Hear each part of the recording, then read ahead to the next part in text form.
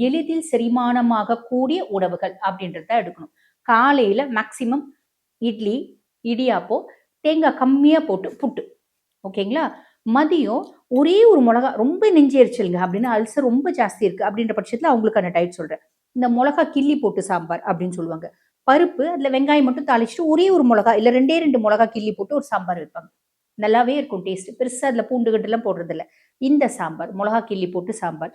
காலையில இட்லிக்கு நம்ம வந்து பார்த்தீங்கன்னா, துவரம்பருப்பு சாம்பார் வைக்கிறத விட பச்சை பயிறு, இல்லன்னா வந்து சிறுபருப்பு சாம்பார் வச்சுக்கலாம். அது காரம் கம்மியா இருக்கும். அதே மாரி உடம்புக்கு குளிர்ச்சியும், சாப்பிடுறதுக்கும் எளிதில் ஜீரணமாகும் சிறுபருப்பு.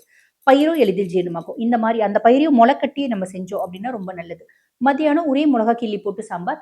ரசம் அப்டின்னா எப்டின்னா, ஒரே கொட்ட புளி, நல்ல 2 தக்காளி போட்டு, நெறைய சீரகம், 4 4 மிளகு கொட்டை, ஒரே 2 2 பல்லு குட்டி குட்டி பல்லு 2 2 பல்லு பூண்டு, பெருசா இருந்தா ஒரே பல்லு பூண்டு, நெறைய பெருங்காயம், நல்ல கொத்தமல்லி, கறிவேப்பில போட்டு பருப்பு தண்ணி எடுத்து ரசம் வைக்கணும். இந்த மாரி சாப்பிடணும்.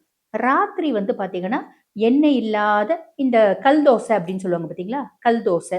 இல்லன்னா ராத்திரியும் இட்லி, இல்ல இடியாப்பம் இந்த மாரி சாப்பிட்டுக்கலாம். பொங்கல்னா நெய் கம்மியா போட்டு, மிளகு கம்மியா போட்டு பொங்கல், சிறுபருப்பு போட்டு இந்த மாரி சாப்பிடணும். இப்படி சாப்பிடுறீங்க அப்படின்னா, இந்த நெஞ்செரிச்சல் அப்படின்றது காணாம போகும்.